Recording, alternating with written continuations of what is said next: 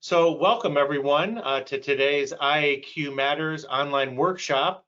HVAC testing and maintenance is critical to building health, making the case with ASHRAE 62.1 Section 8, and that discusses operations and maintenance of your HVAC equipment.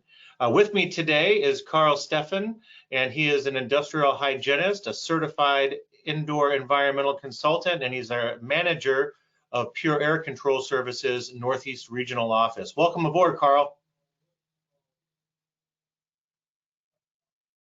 Well, hey, let's dive right in. So I want to make a point just right off the bat here that we are ASHRAE members here at Pure Air Control Services. Though we don't sit on the steering committee of 62.1, we are definitely in tune with it. And for many, many years, 3 decades, we've been doing just about everything that is in 62.1 and has been recommended as guidance or a standard. These opinions are our own, based on professional experience and based on our understanding of the ASHRAE documentation. Of course, we are also members of the National Association of Air Duct Cleaners, right, NADCA, and all of our technicians that go out into the field and clean ductwork are tested out and certified by NADCA.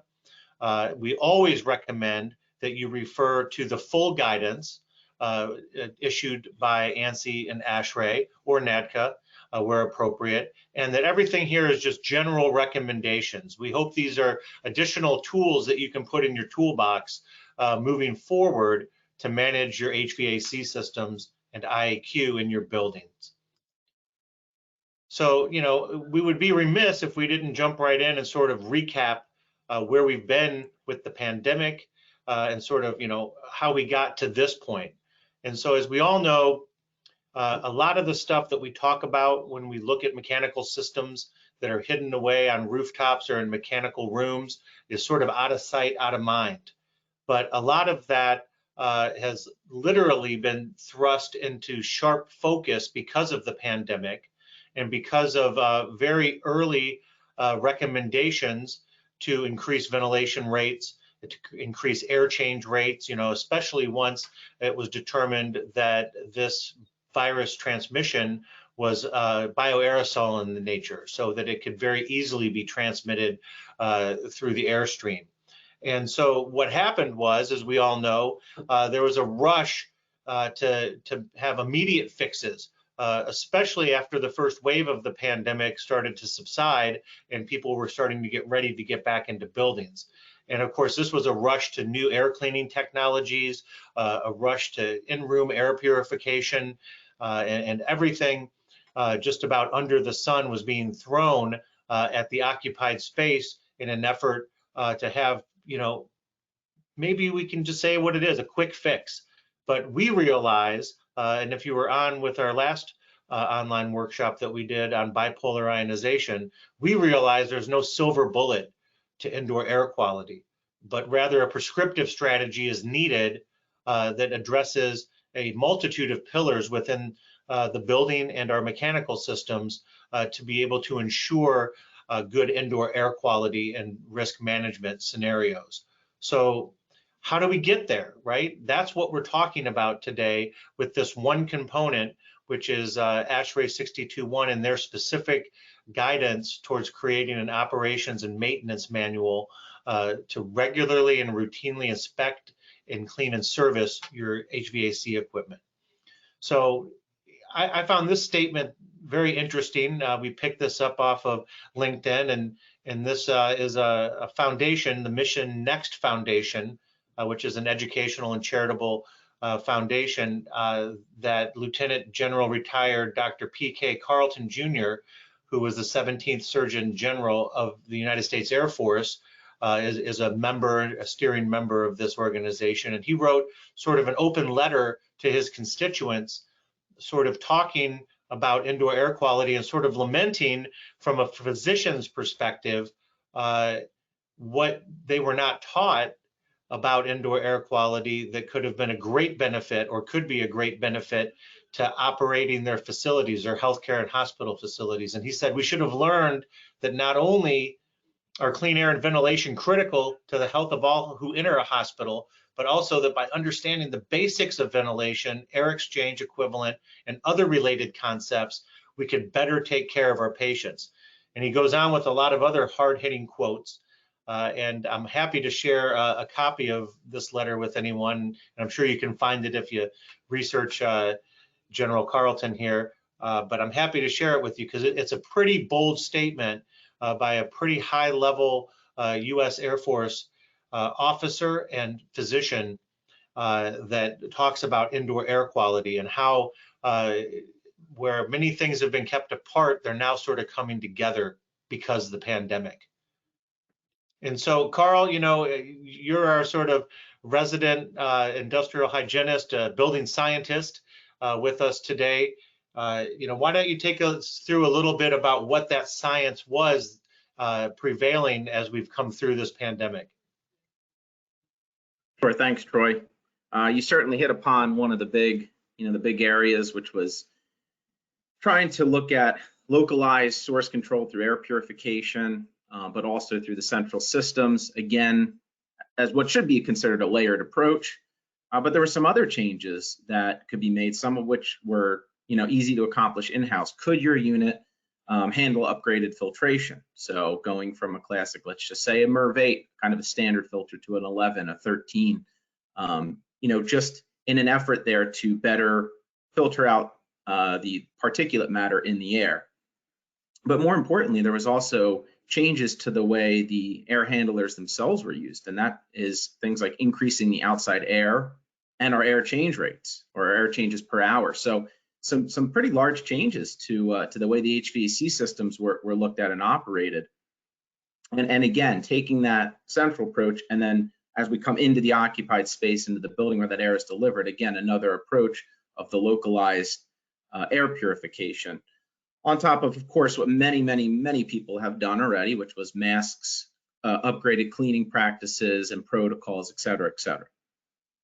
Yeah, no, that's absolutely right, and it's interesting that in reading all of the ASHRAE guidance, even CDC and EPA guidance, they've continually referred to it as supplemental air cleaning or supplemental air cleaning technologies. So it's never been sort of the standard to just get by with air purifiers, right? It's part of a larger program. I think the other thing that bears mentioning regarding all of the science or recommendations coming through the pandemic towards reoccupation of buildings is that all of these things deal with the HVAC and mechanical systems. So sure, we can increase outside air, we can pump up the air change rates within the building, but are we doing that on top of fouled and dirty equipment that could actually be creating or contributing to concerns within the indoor environment and make matters worse? And that's exactly what we're here to talk about today in this workshop. So we're going to quickly sort of recap what ASHRAE 62.1 is. We're going to sort of highlight a NADCA white paper that backs it up. And then we'll start to talk about actually developing this O&M per the ASHRAE standard by assessing the HVAC systems, prioritizing maintenance, and then the actual equipment that these O&M recommendations touch and what you can do about it. And of course, we'll follow up with some Q&A. So as many of you may or may not know, obviously we're in the trenches, all of us here today, and we have a very diverse crowd, I might add. We have everybody from architects to finance people to engineers to facility managers to HVAC techs. So we have a very diverse audience today, and we're going to keep a lot of this stuff at a pretty high level. And so I know you're all busy like we are, and you might have missed this, but literally on Valentine's Day, on February 14th, ASHRAE released an updated addendum AA, to ASHRAE 62.1, and there was actually some pretty sweeping changes to the front end of it on the engineering side. And I'd like Karl to kind of take us through this pretty quickly on what these are. I will note that they in some ways don't affect the overall concept of developing an operation and maintenance manual and sticking to it, but I do feel like we need to touch on it. So Karl, hey, what were these changes all about? Sure. Thanks, Troy. I mean, to kind of explain the changes, let's just take a quick, especially for anybody not as familiar with this, let's think about VRP and IAQP as two different approaches here. And what were they, right? So the VRP is historically diluting contaminated air with fresh outside air, predetermined, of course. But it always opened up the question, what remains with the indoor environment, and what is the actual air quality like? Because we're taking a certain amount of air and bringing it in on these predetermined calculations, which do have a good foundation, but we leave out understanding what is the air quality actually like based on applying this. Now the IAQP, on the other hand, we actually have to ID contaminants and concentration thresholds, exposure rates. So what that meant was it took more work. It took a lot more work, and it took some risk. So, there was definitely some hesitance, I think, to proceed with IAQP versus VRP. VRP kind of became the standard approach, but IAQP had a couple things that were, I think, very advantageous if you could pursue that pathway, and that's you get rewarded with energy efficiency and proof that contaminants are under their respective limits. So you have some data to fall back with. You have IAQ and you have energy now that are associated with IAQP. Now what happened was, as I mentioned earlier, IAQP was a lot more work for those kind of working with that and designing and then establishing this. What happened with this update was that VRP and IAQP got more aligned in terms of how much work had to go into this, and the idea of bringing IAQP to less complexity than VRP and allowing it to become a more sought after pathway. So now what we have had that happen in summary is that there are 14 designed compounds or design compounds, mostly in the kind of the common VOCs and compounds like that are common in buildings, great indicators of how well the air quality is performing, including PM 2.5, which is a very relevant particle or fine particulate size as one of those compounds, or one of those constituents, I should say. So what ASHRAE did in turn was they established these 14 compounds, the PM 2.5, and said, hey, there's actually some more help now with the limits and understanding them and where you should be and getting your calculations correct. So again, the IAQP now is more in line with VRP, and it's making it easier to get the rewards of energy efficiency and IAQ, whereas VRP, we didn't have that as much, and so it's a great benefit for those now pursuing the IAQP path. Yeah, and so we're clear, the VRP stands for ventilation rate procedure, and the IAQP stands for indoor air quality procedure, right? And so it was pretty much an either or proposition, although I think if you were looking at commissioning a building, or maybe if it was like a retrofit design or something, you would maybe do both. But I really think that it was an either or proposition, wasn't it, Karl, as far as how to calculate what the ventilation rate should be based on the equipment design. Is that right? Correct. Yeah. Mm-hmm. And then I think the other thing to note that's interesting about this update, and then we'll move on, is the timeliness of it, right? So at the very beginning of the pandemic, we were very concerned with flushing buildings, right? So if buildings were going to be occupied when we were being assaulted by this pandemic and had very little knowledge on how it spread or what have you, the recommendations generally were to open up, maybe not excessive, but a lot of outside air and bring it in to flush the building out, which in turn led to decreased energy efficiency, because you're literally opening the windows, or you're opening the outside air intakes and bringing all of this outside air back and then flushing it all out.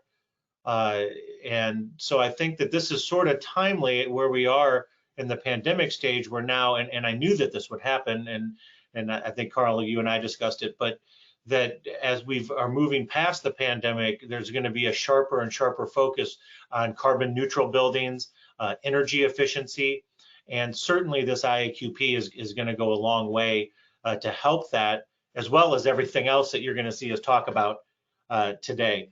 So, I mean, I think really briefly, if you guys are here, you want to know a little bit more about this, or you're already somewhat familiar about it, but this is a pretty big standard, and I think it's still dash 2019 is the sort of overarching guidance, and now you're seeing some addendums come out and some edits coming out, but basically there's three main areas of focus to this, and Karl actually did a good job. You did a good job setting this up a little bit, but it speaks about natural ventilation, the VRP and the IAQP, right, as the three main areas of focus to sort of calculate the design of the system against.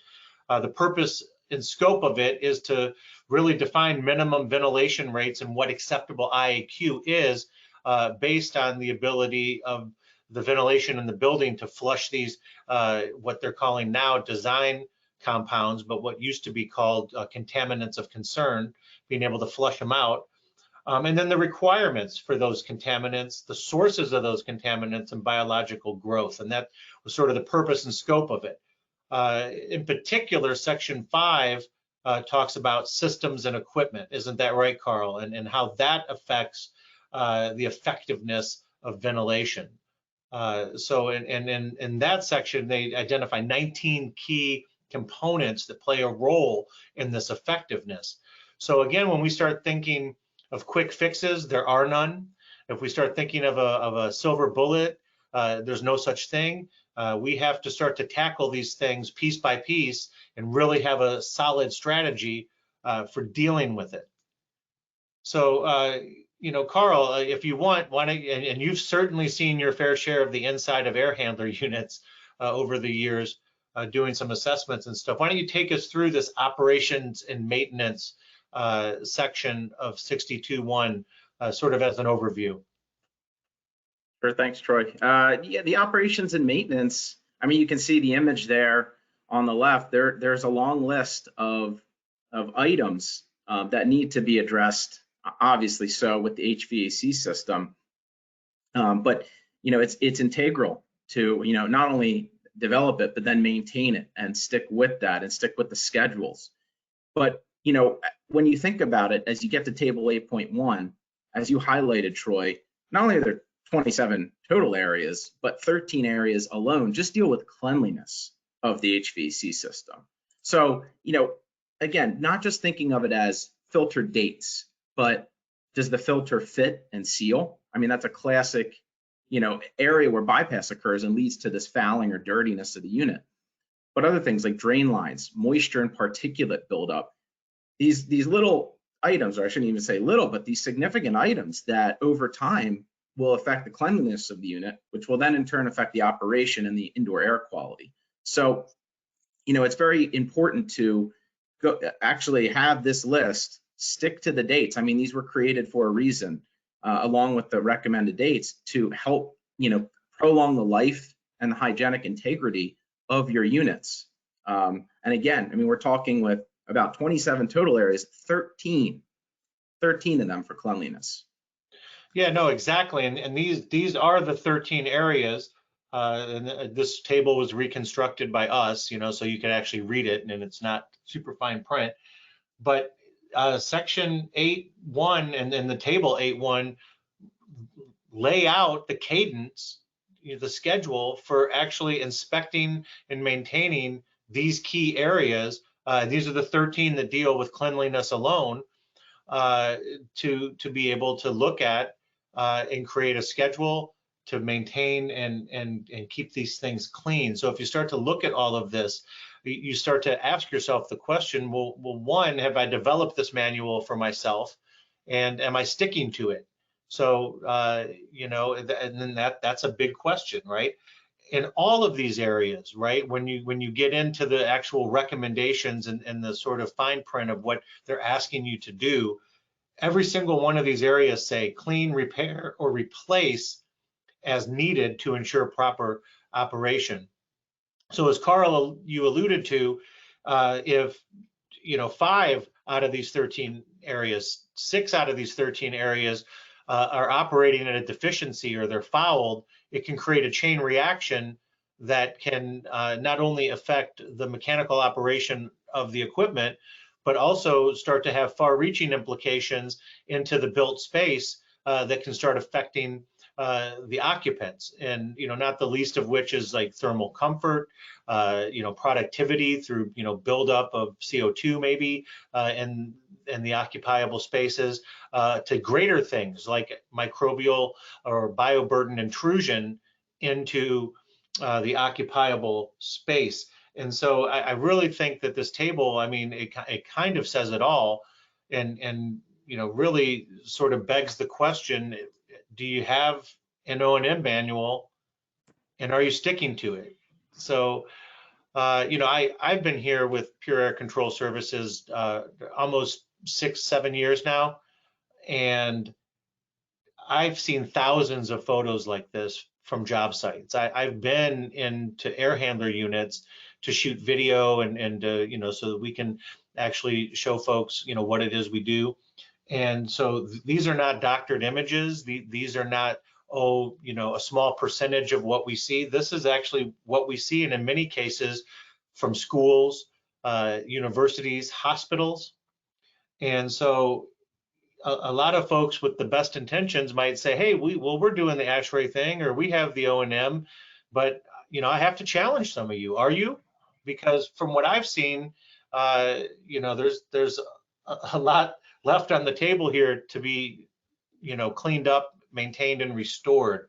And I get it. We're busy too. I know budgets get tight, time gets tight, and staff gets tight. But when we're talking about a global pandemic, when we're talking about PTA meetings, where now people that had no idea of what the word ventilation means or HVAC means are bringing that up, you're going to start seeing more and more scrutiny on this kind of equipment. So I don't want to dwell on that too much, but I think it's impactful to realize this and how it can affect occupants. On the mechanical side, as Karl was talking about before, hey, that's great if you upgrade to MERV, right? But if you have filter bypass, how much is it going to help? Or if you upgrade to a MERV filter, but your coils are impacted and the airflow is been degraded, and now your control system is set to compensate for lack of airflow or pressure in your system, what good are you really doing? So, it all starts with a foundational baseline that starts with this O&M manual, developing it, and then sticking to it with the inspections, maintenance, and cleaning. Again, I mean, just to not to move on. Are you doing these things quarterly, semi-annually, or annually? Looking at your filter dates, checking your air cleaning devices that you bought 18 months ago to put in all your classrooms. We've had our techs go in to do inspections into schools that have bought hundreds of air purifiers to find that they're not even plugged in or turned on. So, it's critical that we look at this stuff. And again, don't take ASHRAE's word for it. NADCA, the National Air Duct Cleaning Association, did their own white paper. This was pre-COVID, and they basically are right in line with ASHRAE on what needs to happen inside of this equipment. In every instance, buildup of debris under particulate restricts airflow and impacts performance, says that reheat coil right there. So it's important stuff, you guys. And then they go on to talk about measuring performance. These guidelines were put into this white paper or reviewed by the NEBB, and based on that documentation, they talk about taking measurements before and after cleaning the equipment up to ensure that the cleaning was effective. And then they detail an HVAC inspection and cleaning process. So between these two non-governmental bodies that are making these recommendations, that in one case are mechanical engineers, and the other case are folks that are inside of these ducts and see what goes on in them. We, Pure Air Control Services, have developed programs, service programs around this. And again, this isn't some reaction to the global pandemic. Pure Air Control Services has been around for over 3 decades. And so these are tried and true methods that we've developed, some of which are right in line with with ASHRAE and NADCA, and some of which are proprietary, that help to not only develop this O&M, but then, actually execute on what the findings are after the inspection. So Karl, I know you do a lot of these in the field.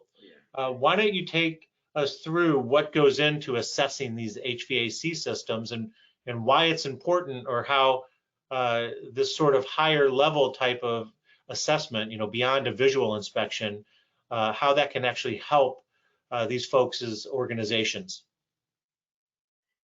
As you put it earlier, Troy, I mean, what we see is a lot of folks out there are stretched thin. They have a lot on their plate, and they may have a lot of air handler units. And keeping up with them is not exactly, as easy as we may make it sound.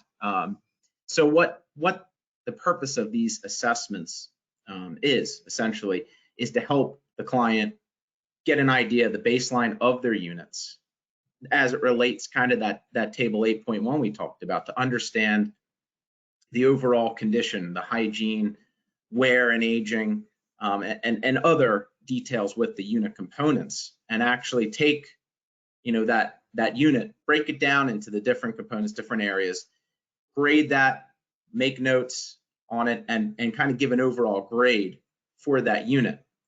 Take all those grades for, say, 30 units and put them into a table. So there's a clear, concise picture of where your unit stands in terms of, is it in a good condition? Maybe it just needs some basic maintenance here and here. Again, looking at 8.1, checking out filters. Maybe there's a little bit of bypass, things like that. Or is your unit kind of in a marginal condition, right? Have the heat exchangers seen from bypass, accumulation of dust, debris, which we know is going to affect its performance and be an indoor air quality issue. So, do we have it in that state, or are we unfortunately in a state where it's, in need of some serious prompt attention? So, what we try to do with these assessments is, again, take each unit, give you a quick, easy way to view them and see the overall condition they're in, but then take it a step further and say, okay, for that unit that does need prompt attention, what does it need? Where is it needed? And use that. The nice thing about the assessments as well is that it ranges from, a visual inspection to help identify those and quickly ascertain those details, but we're able to also do a couple other items. We're able to take it a step further with backed up by environmental sampling and backed up with performance evaluation. So in its simplest form, with experience and knowledge, we can visually help you understand where your units are at, make a strategy from there and help you get back on track, or at least start off with a baseline of where your units are at. Again, helping you with that kind of 8.1 list. Two, we can take it again to even further steps where we're actually looking at how that unit's performing in relation to some of those things we're seeing visually. So, again, the devil's in the details, as they say, but that can be, one of the very, very helpful for some of these units, as they're some of the older units especially. Yeah, I agree. I think that there's also been cases, and even setting the O&M aside, where we've had customers that we've approached to start to come in and assess HVAC systems, and they don't even have a mechanical inventory, or the prints and nomenclature are spread in different areas throughout their office. I mean, they don't even have it all in one place, right? So these kind of assessments can also help, flesh out that mechanical inventory. Plus, it's a great snapshot in time of where this equipment is, so that you can help, get your maintenance plan prioritized, right? Especially this is true over customers that have large campuses of buildings. So I'm thinking hospitals with their outlying MOBs or medical office buildings. I'm thinking college campuses, school districts, where we can start to go building by building and really put a comprehensive 3-5 year plan together to start to address these concerns within this equipment. And of course, this also would help you really design and follow this guidance on creating an operations and maintenance manual. So this is exactly what you were talking about, isn't it, Karl? What happens is this gets packaged up into a very comprehensive and detailed report that would have any sort of environmental analysis in it if we took samples from these units and the plenums. But this table that you were talking about, take us through this and sort of how it prioritizes the equipment. Yeah, this table certainly points out one of the one of the areas, or I should say buildings, units we've seen where, you know, the majority are unfortunately in a condition where some immediate action is needed, or some serious action to improve upon its hygienic condition, air quality, et cetera, et cetera. Don't get me wrong, you know, there are plenty of clients we see and buildings we see where there's a lot of units in that green and yellow phase or range, where there's, you know, there's good documentation of the units that are acceptable. And then those units in the marginal condition, it's a great time to start implementing some of these changes. That's your ideal window. So, you know, again, this one shows, I don't want it to scare anyone. This one obviously shows the units in not the best condition, but that's kind of going back to what I talked about earlier. This table itself is kind of like your summary table. It's like looking back and saying, okay, for my 5 tests I took over the course of my school year, what did I get and how do they rank? Same idea. Each one of these units has its grade, and it's able to help you kind of quickly understand where everything falls and start to say, okay, this unit, say AHU 5 was in red, this is where my attention needs to go. And then when you get into the body of the report, we further break down the AHU 5 in another table where it actually breaks up all the components, all the notes, all the reasoning behind everything. So again, not just saying, hey, your unit's in marginal condition, good luck. It's, hey, here's what's recommended. Here's where the areas that gave us that marginal score are. You know, I think that's a great point. And another point is that, and I know we have some finance folks, some CFOs on with us today, but this really gives you a strategic plan. Just because you have air handling units or equipment that's of a certain age doesn't mean that you just have to, you know, blanket replace them. Because oftentimes they can be cleaned up, they can be restored and retrofit. And so what an assessment will do will show you truly the ones that you need to replace that are just beyond help, right? And then start to work from there to say, okay, well, these ones are pretty bad, but really they're not too far gone. We can do this and you know, save you some CapEx and get you out without having to replace or redesign the entire thing.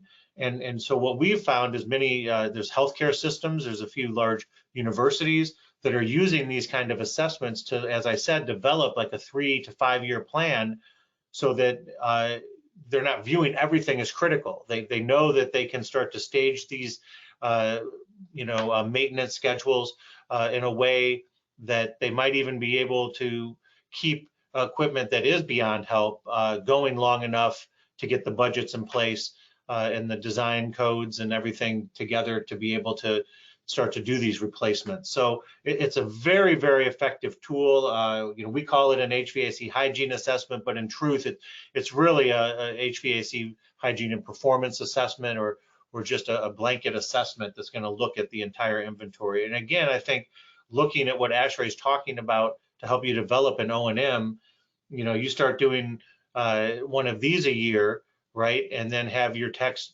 follow the recommendations of the quarterly, semi-annually, and annual inspections and maintenance. You're going to be right on track to having all of your equipment humming along and doing what it should, which then also, you know, affects your control systems and then ultimately manages risks and occupant well-being out in the zones that this equipment is servicing. So as we move through everything that is involved, these component parts that ASHRAE is telling us to look at, you know, we'd be remiss if we didn't talk a little bit about dirty ducts or duct cleaning and how that affects the built environment. And so suffice to say, again, with 3 decades of experience under our belt and still going, you know, we have mechanically engineered methods for total air conveyance system cleaning. And this includes VAV and reheat terminal boxes. And, you know, so, you know, if we're going to look through this HVAC assessment, or we come in and you say, hey, I need my ducts cleaned, and we start going down the line of questioning. I mean, we're not just going to come in and just clean your ducts up to the mechanical equipment that's in line. We're going to service that equipment as well. So you're going to have a detailed specification. You know, we have a mechanical and environmental background. So we're not just going to come in and make a mess of these ducts and have cross contamination in other areas of the building. As I said earlier, we're NADCA certified, and we know all of the equipment and processes that it takes to do that correctly. So, Karl, if you look at our process here, why don't you run folks through this really quickly? Sure. Before that, too, I want to point out for a lot of what I saw when this pandemic was really well underway, was as Troy, as you mentioned earlier, there was a lot of quick fixes and there was funding going around, and we did get a lot of calls about duct cleaning. And it was always one of the first things. Hey, I have funding, I want to do duct cleaning. And my first question was, why? How do you know? How do you know it's actually going to be money well spent?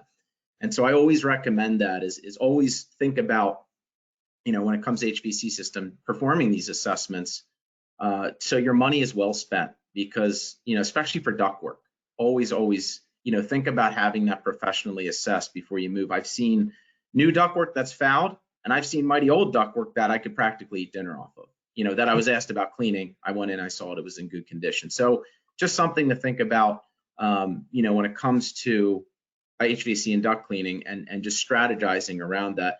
Same thing with, the air handling units. It's the same idea with cleaning them or performing work or replacement. Make sure you collect that data. Make sure you get a good strategy together so it's money well spent. I can't, stress that enough over the years of what I've seen prematurely done or waited too long to do. Those assessments can really help, short and long term. So, but not to digress too much. Oh, no. Yeah, Troy, I mean, the duct cleaning process is a very thorough one. So we perform a lot of work in schools, office buildings, hospital, healthcare. Our duct cleaning protocols are set up around that healthcare style. It is so integral to make sure everything is done properly from the moment you arrive and set up containment to the moment you finish. Some of the big items that we perform is not just setting up containment, but actually monitoring the space while we're doing this work. So you can see there a bullet point for particulate monitoring. It's very important to know what kind of levels you might be having while you're doing the work, and even in the surrounding areas. Many times buildings are occupied partially, or there's limited time and schedules. It's a great way to document and assure that the air quality is maintained, especially for folks coming back in the building. It's also important to perform the cleaning in the right direction, which means going down your HVAC's system as it's intended. You have obviously a return ductwork to a unit. The unit then supplies the air into the space. You want to follow that pathway so you avoid cross-contamination. You never want to mess around with jumping around the unit, because especially if it's fouled, you can then have cleaned everything in vain and find out the hard way. But of course, per NACA standards, there's a lot of other containment protocols or protocols followed. We're using HEPA filtration and negative air machines to help capture any of that loose particulate in the duct as we're cleaning. We're encapsulating, Troy, you mentioned earlier, the VAVs and reheat coils, very much so often overlooked, or, oh, I can't get in there to clean that. They can be cleaned, they can be accessed. It's so important to get in there and to clean them properly, and in many cases encapsulate that fiberglass liner that may have degraded and all lended itself to becoming a source or a contaminant source. I see it time and time again where I go and I see what looked like a very well cleaned ductwork, whereas upstream the VAV box was not touched because it was inaccessible, and now we're still right at square one. This is a great point, and not to digress again too much, but the same thing with the air handler. I always say, especially as we mentioned earlier, assessments, the 8.1 list, think about the ductwork, think about the system in its entirety. I've seen dirty air handlers, clean ductwork. I've seen dirty air handlers and ductwork. It's always valuable to look at this system as a whole when you're doing it, to really make sure you're avoiding any of those long-term issues. Again, a dirty unit and you get the ductwork cleaned and the unit then recontributes that dirt debris and refouls the system, cleaning in vain. So again, not to digress too much, but we make it a point to perform very thorough duct cleaning, detailed reporting, not just just a photo log real quick before and after, but actually comments, notes, schedule. Again, we're collecting particle readings, making sure we're establishing negative pressure and cleaning the duct in the way it should be cleaned, getting each and every terminal unit along the way.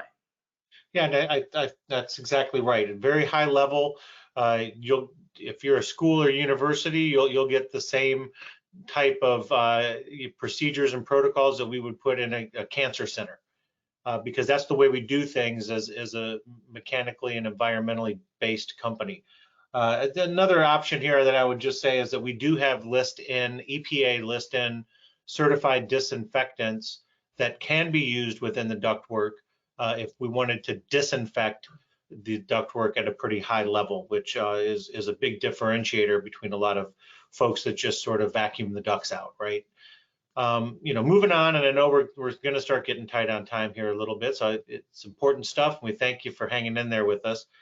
When we come back to the actual mechanical equipment and some of the options we have to sort of meet that ASHRAE standard on maintenance and cleaning and repair, a little bit of dirt makes a big difference. So, we show these extreme examples, right, of that VAV or that reheat coil just clogged up with a disintegrated filter. But really, just a little bit of dirt can make a big difference. So this study was conducted a long time ago. We've been using this statistic, maybe back in 2015 or something. But 3/16 of an inch of buildup across an evaporator coil can decrease the performance of that evaporator coil by as much as 21%. And so we see this time and time again. And what happens as well, and it is, you kind of think of it like a clogged artery or whatever, but when you get all of this dust building up between the coil fins, two things happens, right, Karl? Is one, the airflow can get obstructed. So your airflow decreases, the static pressure goes all out of balance.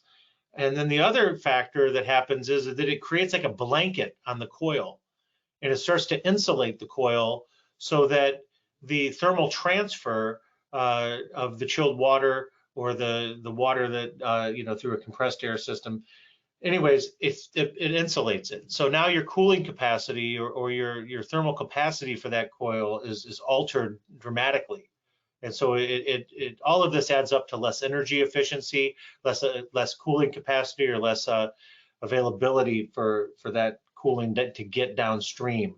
And so that's why when we start to look at the AHU, air handling unit, and the coils in particular, it requires a lot more in the case of a lot of these units than just a superficial cleaner, or some device like a UV light that's only going to do something superficially on the coil and not get deep within those fins and into where the actual coil is, right, and where obstructions are.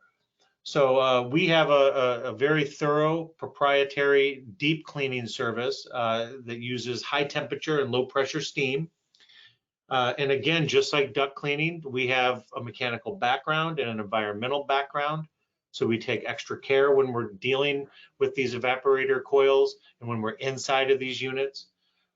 We do what's called a coil cleanliness verification test. So while we might do the larger HVAC assessment, when our service techs come out to do the actual coil cleaning, we're going to take readings right on the coil again before we start work. And this goes right into what ASHRAE and NADCA is recommending: test and measure before, test and measure after cleaning. So we're going to do that as part of the job. And then we have proprietary equipment, steam equipment, that's designed for the type of unit that we're going into, the location of the unit, where it's located within or on top of a building. And so we have different types of steam equipment, so it's not one size fits all. And then we have a 14-point checklist that we go through when we're cleaning these coils.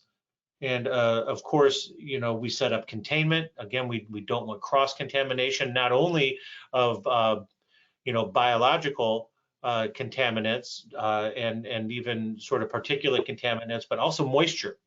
So like if we're in a mechanical room, we don't want moisture encroaching on the hallways and into the office spaces, right? We know moisture can create problems in and of itself. So again, we're going to do this coil cleanliness verification test. You're going to HEPA vac the entire inside of the AHU, and then we're going to steam. We're going to make sure that the water is maintained, the extraction of the water is maintained, because we don't want the drains backing up or water going anywhere. And then after we're done actually steaming it, we're going to flush the coil for any latent debris that's on the inside. Of course, we're going to have a detailed report with all of this, as Karl said, not just photos, but these CCV readings, detailed job logs, anything that we've done during this process is going to be reported and passed along to the customer. I think it's important to note too that this isn't a pressure washer, so you don't have large volumes of water at high pressure going at the coil. We've seen some customers observe what we do and then decide to go it on their own, and then we go back 2 years later and we see some fins bent over and a Home Depot pressure washer in the corner of the mechanical room collecting cobwebs. So it's a very detailed, specialized process. But I say that to say that 350 psi and then this flush of latent debris is much more effective than the standard pump and spray method or a certain pull-through method by certain technologies that are available today to actually get this debris that's stuck deep within the coil out and improve the airflow. So, again, a high-level service, but it's also pretty straightforward to understand and to see the results. Also, the temperature is such that it will sanitize these coils. So if you think of, how a high-temperature dishwasher works, or an autoclave that is used to sterilize like surgical equipment, that's the kind of sanitization we're talking about on these coil fins and the metal components, drain pans, rails, blower motor assemblies in these units. So we're getting kind of close up on time, and the sort of final piece to all of this, which includes this coil cleaning process, is what we call AHU restoration or retrofit, and we call this HVAC New Life. And so really it goes beyond just the coil cleaning, but you saw some of those before and after, or before photos in the previous slides. But really what we're going to do is we're going to come in, we're going to clean the unit up, sanitize it, steam it out, get rid of any old insulation, right? And we're going to recoat it with high performance, water resistant antimicrobial coatings, right? And it's going to extend the lifespan of the equipment. And the cool thing about this is that once this unit is fully restored, right, and we'll sort of recommission it or recertify it, it can be recapitalized. So this restoration process that includes the steam cleaning can be procured using capital expenditure funds, CapEx funds. So you're going to be able to save CapEx over buying new equipment, and you're going to be able to save operational or maintenance budgets because you're not going to have to hit those to do this work. And finally, it's less disruptive than actually replacing it. No permitting, no cranes, no temporary or spot cooling. This process happens on like a single, big unit. This process is going to happen over the course of 3 or 4 nights, so that this equipment is brought back online during normal operating hours, so you never lose cooling or heating. And then across the 3rd shift, we're going to go back to work and do the next phase of work. So again, we contain everything. We're going to garnet or sandblast all of the metal components. We're going to remove the old blower and insulation if you want to retrofit it with one of these ECM fan arrays, right? You're going to get the steam, you're going to get the coatings, and then we have a moisture resistant fiberglass free insulation that has the same R ratings and same fire safety ratings as the traditional fiberglass insulation, but won't break down over time.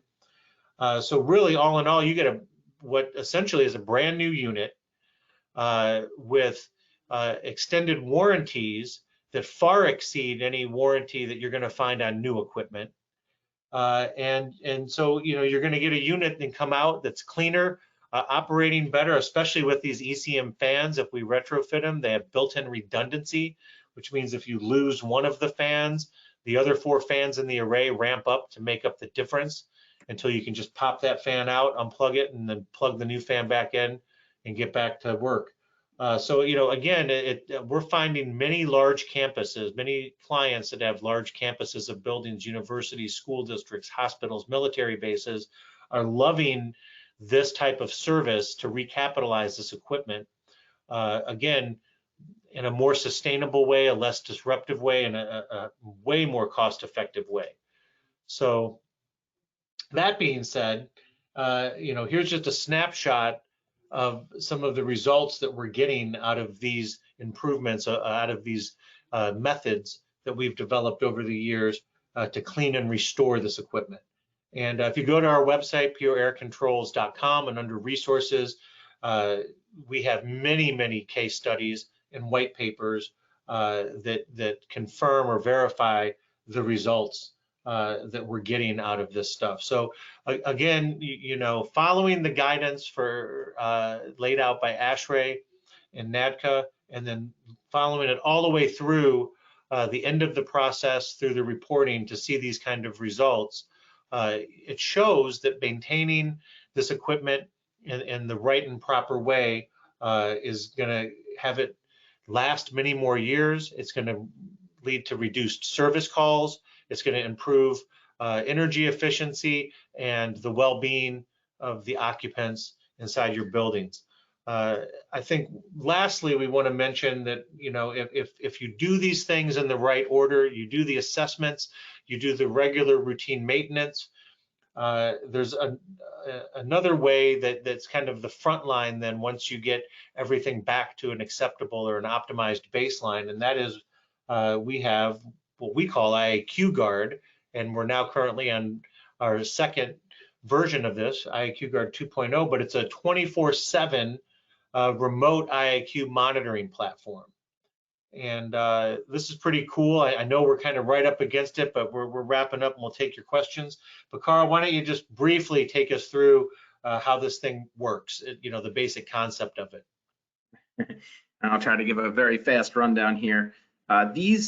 Many of you might be familiar with the sensors that go into the HVAC systems, CO2 namely. The idea here is implementing these into the occupied spaces, right behind where Troy sits, right behind where I sit. What is the actual air quality? Again, thinking back to this VRP IAQP approaches, what is the actual air quality in our space? What is it, you know, how is the building performing, and how can we use something as a first line of defense against what occupants are exposed to? And that's just what these are.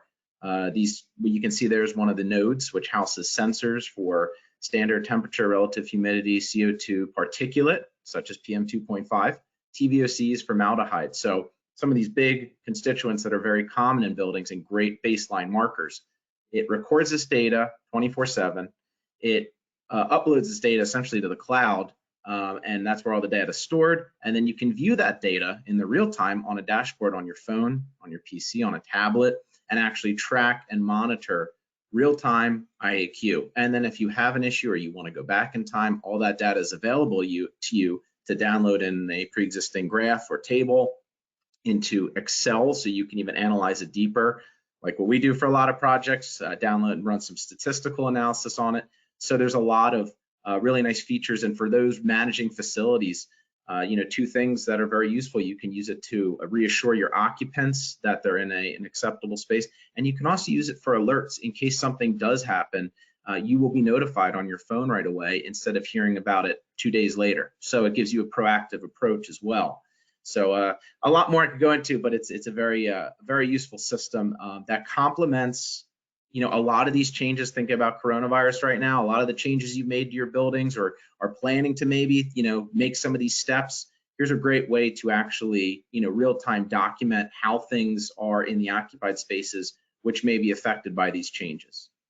No, that's absolutely right. And when you look at what it's sensing for, CO2, PM2.5, TVOC, formaldehyde, these are all what are now being referred to as design compounds in the IAQP of ASHRAE 62.1. And so, you know, when you do the more comprehensive assessment, to calculate your IAQP, and you get that to the design function that you need it to be at.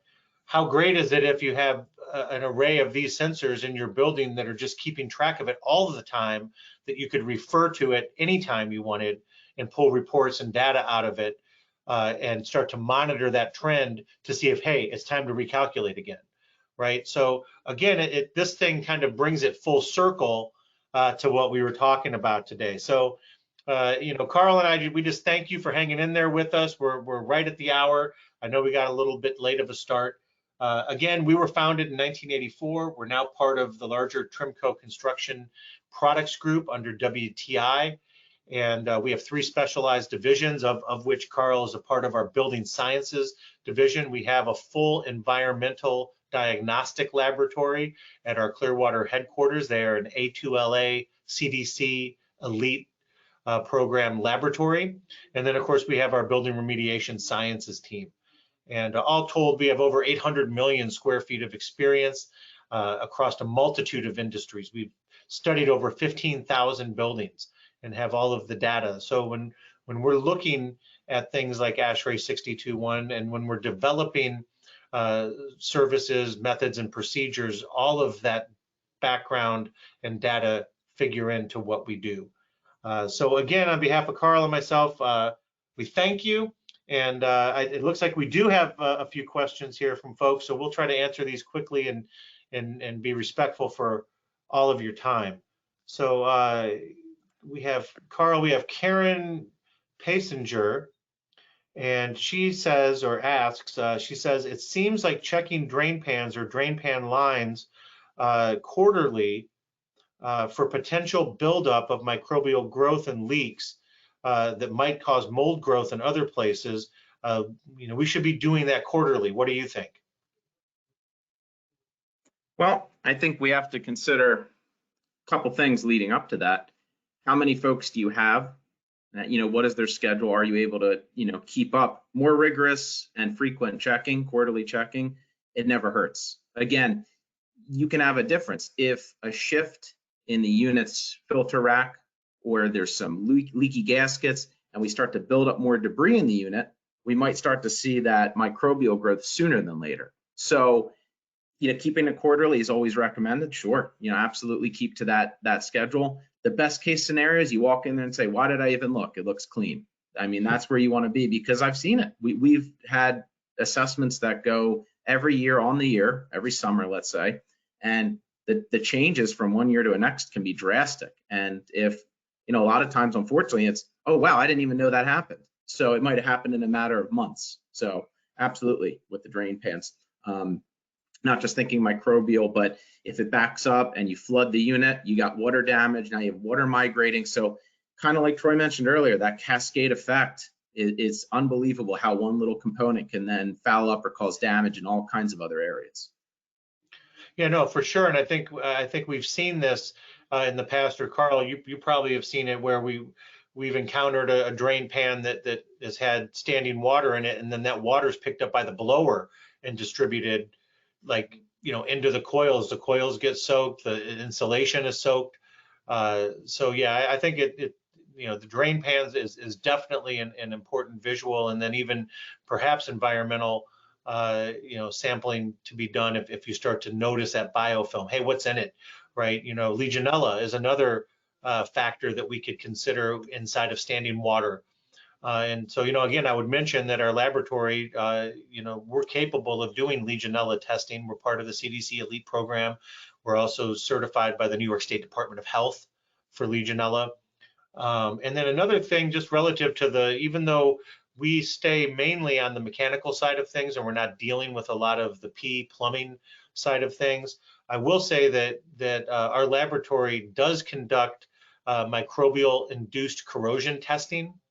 So we could pull water samples and see if there's any corrosion within the drain lines to where they're starting to break down and could put leaks into interstitial walls or into floor cavities or things like that. So it's certainly within our scope of capabilities to be able to do that. We have another. I was going to say, I'd add one thing too. When it comes to, we talk about time frames and quarterly, every X number of months. Remember, this form by ASHRAE is recommended. Well, I've seen plenty of clients who make tweaks. You learn your systems, learn your units, and you can make these tweaks to either perform these assessments more frequently or, maybe a little less frequently. But you have to be on top of your systems. You can't make a change and just assume, hey, it's okay. So keep that in mind too. ASHRAE provides this as guidance, but you're also able to make tweaks depending on the use of your facility, number of staff, all those little things. Think about that. Yeah, no, for sure. We have another question by Victor Chalula, and he is saying, there are some companies or organizations that do not recommend cleaning the ductwork, and we're sort of recommending that you do clean it. So which way is right? Well, I mean, it's a good question because even the EPA says it. I mean, the idea is, and again, that's why we do the assessments. Do you need to clean the ductwork? Is it warranted? There is a threshold that's hit when it does need to be warranted. I've seen plenty of ductwork with some light particulate accumulation. You don't expect a sterile environment in there with 0 particles accumulated. It's ductwork. It's an HVAC system. It's a workhorse, constantly bringing in outside air, return air, trying to filter it. So it is an excellent question. I think there's a limit to when you should clean ductwork, when it does become a potential for IAQ issues. And this, to answer your question in a way, look at it like this. The ductwork's brand new to the building. 5 years goes by, maybe 10 years.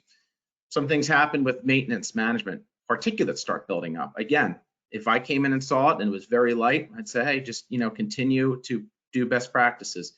But I've seen it, you get to this point where then as the unit starts up, airflow and velocity comes over that dust layer, we start aerosolizing. We accumulate, we aerosolize, we pass that threshold, or we lead to microbial growth. So you don't want to just ignore it, because once you hit that threshold, that's when you start having these, at first, maybe intermittent problems. Somebody has a complaint, but somebody then the next day they feel fine.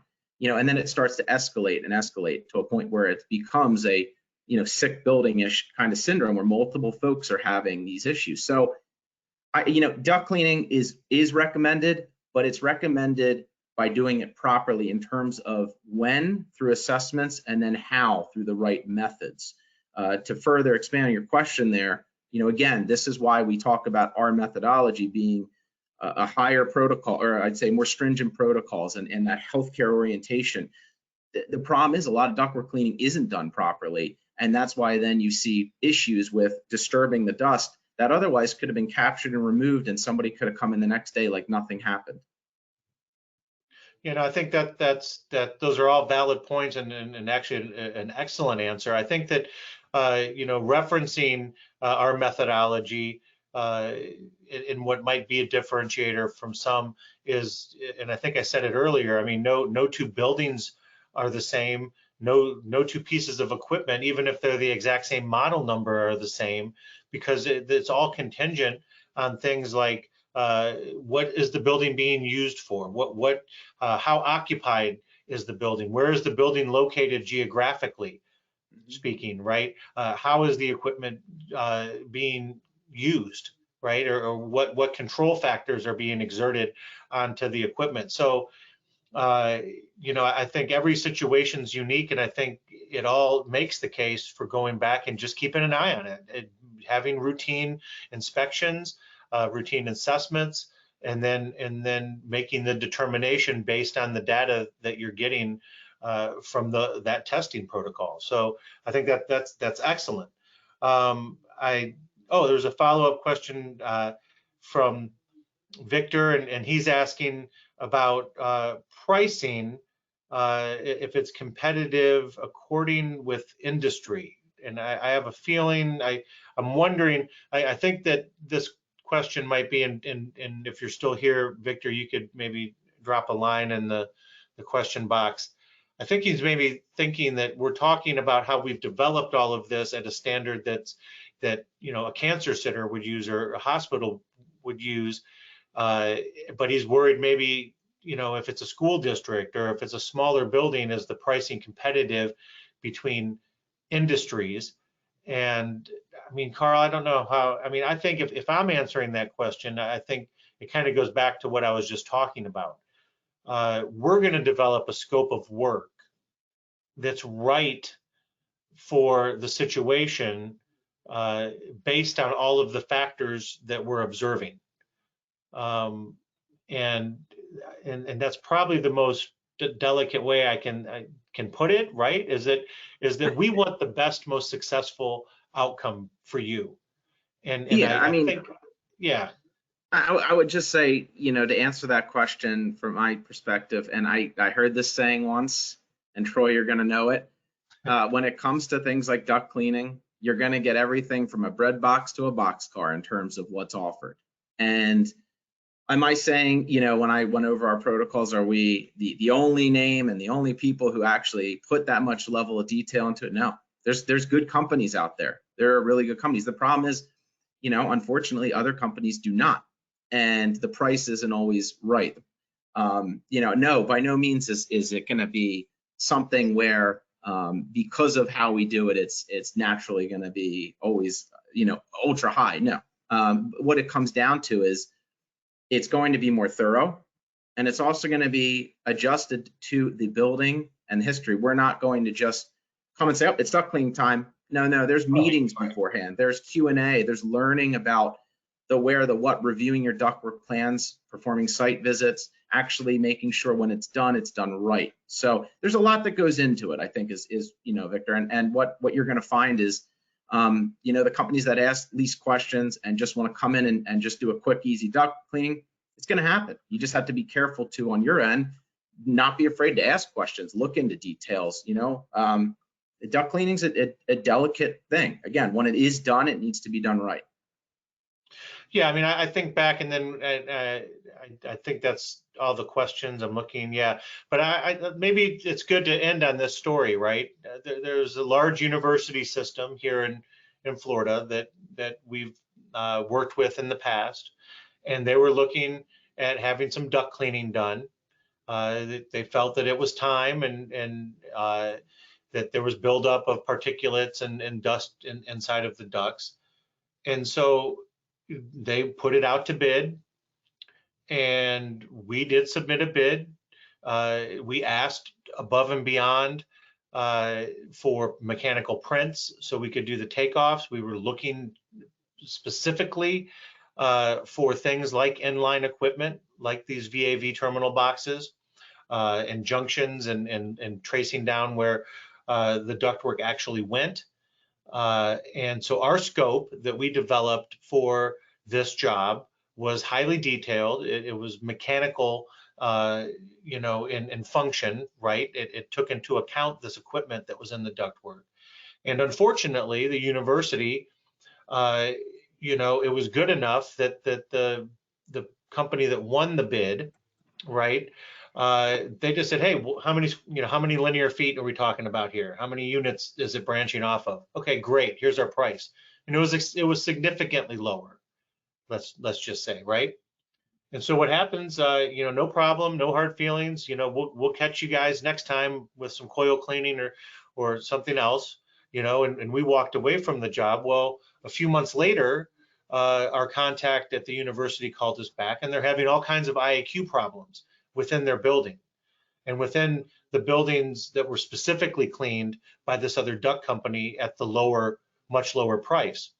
And so we started going down our line of questioning, our the scientific line of questioning, asking, okay, well, what are we talking about here? Have you put any new equipment in? Have you done any service to the building? Oh, well, yeah, we had duct cleaning done. Oh, I see.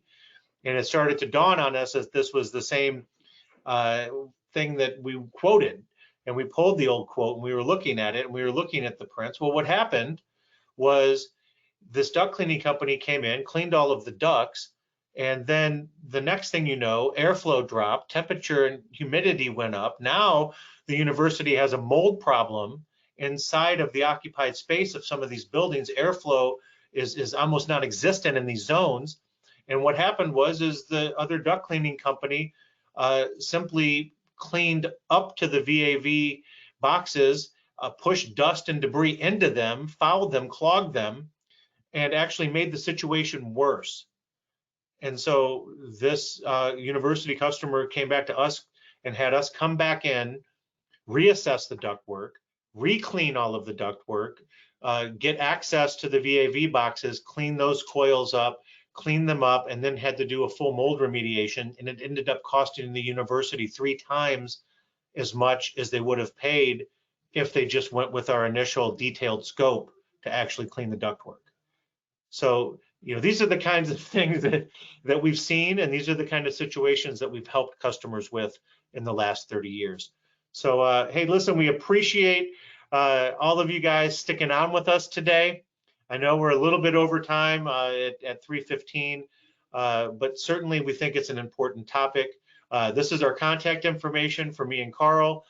So if you have any further questions, you can go ahead and email or call us. And as I said earlier, there's going to be an exit survey when you leave the webinar today. So if you could just help us out, to answer those few questions. And there's even a question that asks what future topics you would like to see covered in our IAQ Matters online workshops. So on behalf of myself and Karl, we just wish you healthy buildings and healthy people. Thank you, everybody. Thank you, everyone.